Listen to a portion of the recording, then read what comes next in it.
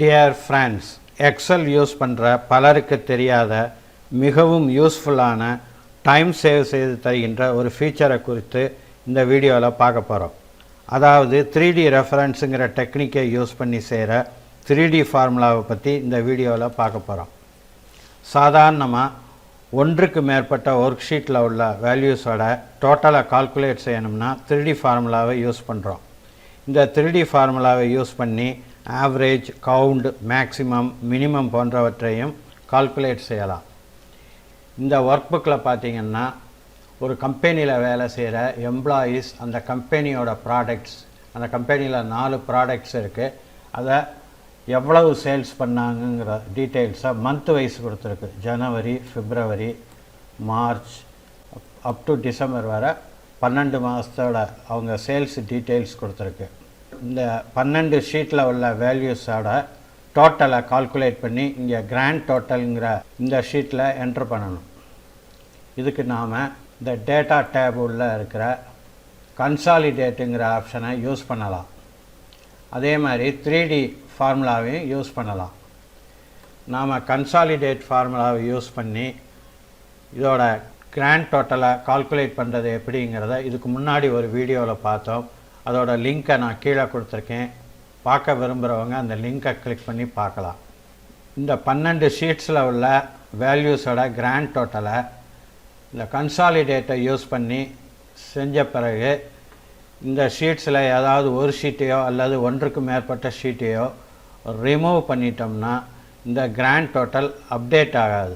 அதாவது நாம் ரிமூவ் பண்ண ஷீட்ஸில் உள்ள வேல்யூஸை குறைச்சி இந்த கிராண்ட் டோட்டலில் அப்டேட் ஆகாது. அதே மாதிரி நாம் இதை கால்குலேட் பண்ண பிறகு புதுசாக ஒரு ஷீட்டை இந்த ஜனவரியிலேருந்து டிசம்பர் வரை உள்ள மந்த்ஸுக்குள்ளே இன்சர்ட் பண்ணோம்னா அப்போவும் இந்த கிராண்ட் டோட்டல் அப்டேட் ஆகாது. அதாவது நாம் புதுசாக இன்சர்ட் பண்ண ஷீட்டில் இருக்கிற வேல்யூஸை இன்க்ளூட் பண்ணி இந்த கிராண்ட் டோட்டல் அப்டேட் ஆகாது. ஆனால் 3D ஃபார்முலாவை யூஸ் பண்ணி செய்யும்போது ஷீட்ஸை ரிமூவ் பண்ணாலோ அல்லது இன்சர்ட் பண்ணாலோ இது ஆட்டோமேட்டிக்காக கிராண்ட் டோட்டல் அப்டேட் ஆகும். நாம் கன்சாலிடேட்டை யூஸ் பண்ணாலும் 3D ஃபார்முலாவை யூஸ் பண்ணாலும் கண்டிப்பாக ஒரு கண்டிஷனை ஃபாலோ பண்ணணும். அதாவது ஒவ்வொரு ஷீட்டில் உள்ள இந்த டேட்டாவும் ஒரே மாதிரி ஸ்ட்ரக்சர் இருக்கணும். அதாவது இந்த ஜனவரி மாதத்து ஷீட்டில் பார்த்திங்கன்னா B3லேருந்து F10 வரை டேட்டா என்ட்ராகிருக்கு. இதே மாதிரி ஒவ்வொரு ஷீட்லேயும் டேட்டா என்ட்ராகிருக்கணும். இப்போ நான் டிசம்பர் மாதத்தை ஓப்பன் பண்ணுறேன். இதுலேயும் B3லேருந்து F10 வரை ஒரே மாதிரி டேட்டா என்ட்ராகிருக்கு. இது ரொம்ப முக்கியம். இப்போ 3D ஃபார்முலாவை யூஸ் பண்ணி இந்த கிராண்ட் டோட்டலை எப்படி கண்டுபிடிக்கிறதுங்க பார்க்கலாம். இப்போ நான் இந்த C3 செல்லை செலக்ட் பண்ணியிருக்கேன். செலக்ட் பண்ணிவிட்டு இதில் ஃபார்முலாவை என்ட்ரு பண்ணுறேன். Equal to sum bracket open. இப்போ இந்த ஜனவரிங்கிற இந்த ஷீட்டை செலக்ட் பண்ணுறேன். செலக்ட் பண்ணிவிட்டு கீபோர்டில் ஷிஃப்ட் பட்டன் அமைக்கி பிடிச்சிக்கிட்டு டிசம்பர் ஷீட்டை ஒரு தடவை கிளிக் பண்ணுறேன். இப்போ ஜனவரியிலேருந்து டிசம்பர் வரை உள்ள ஷீட்டு செலக்ட் ஆகிருச்சு. இப்போ எந்த செல்லோட டோட்டலை கால்குலேட் பண்ணுறோமோ அந்த செல்லை செலக்ட் பண்ணணும். நான் இப்போ C3 மேலே மவுஸை வச்சு ஒரு தடவை கிளிக் பண்ணுறேன். கிளிக் பண்ணிவிட்டு என்டர் பட்டனை ப்ரெஸ் பண்ணுறேன். இங்கே ஃபார்முலா என்ட்ரு ஆகி அதோட வேல்யூ தெரியுது. இதுக்கு formula equal to sum bracket open January colon December, அதுக்கப்புறம் எக்ஸ்க்ளமேஷன் மார்க், அப்புறம் C3. இப்போ நான் இதை டிலீட் பண்ணிவிட்டு டைரெக்டாக ஃபார்முலாவை யூஸ் பண்ண போகிறேன். Equal to sum bracket open January colon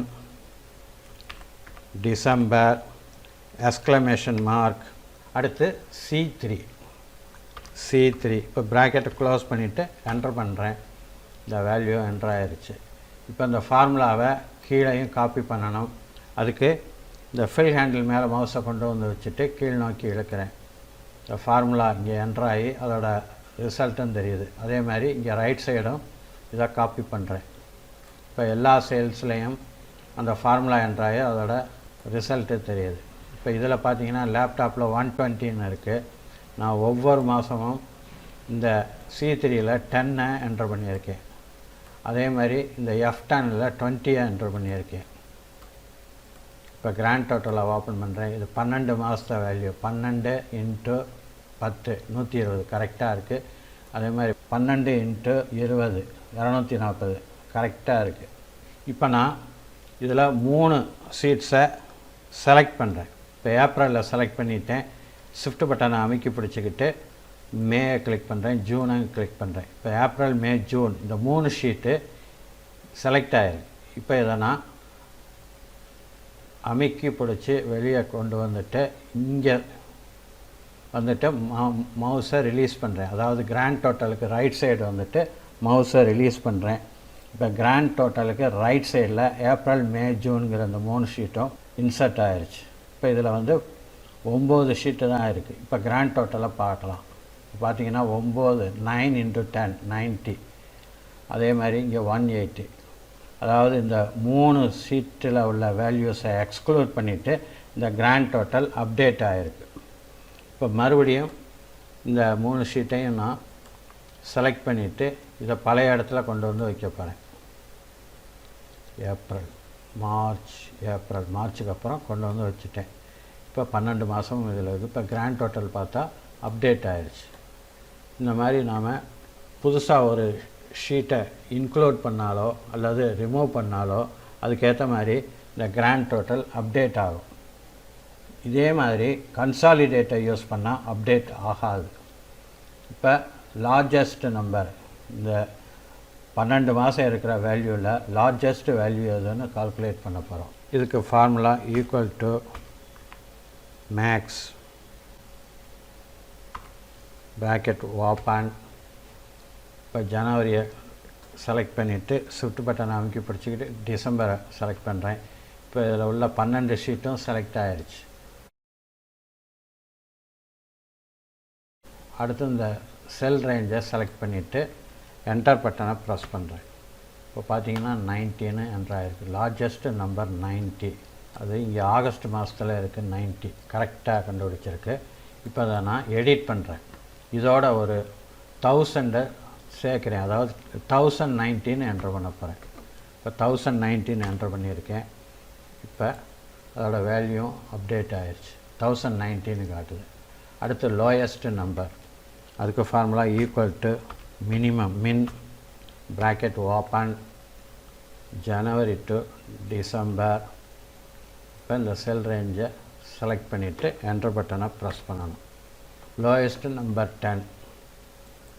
இந்த 10 தான் லோயஸ்ட் நம்பர். இதை நான் எடிட் பண்ணுறேன். எடிட் பண்ணி இதை 1 ஆக்குறேன். நம்பர் 1 என்ட்ரு பண்ணுறேன். இப்போ ரிசல்ட்டை பார்க்கலாம். இது 1ன்னு கரெக்டாக காட்டுது. டியர் ஃப்ரெண்ட்ஸ், உங்களுக்கு இந்த வீடியோ பிடிச்சிருக்குன்னு நம்புகிறேன். மறக்காமல் இந்த சேனலை சப்ஸ்கிரைப் பண்ணுங்கள், லைக் பண்ணுங்கள், ஷேர் பண்ணுங்கள். நன்றி, வணக்கம்.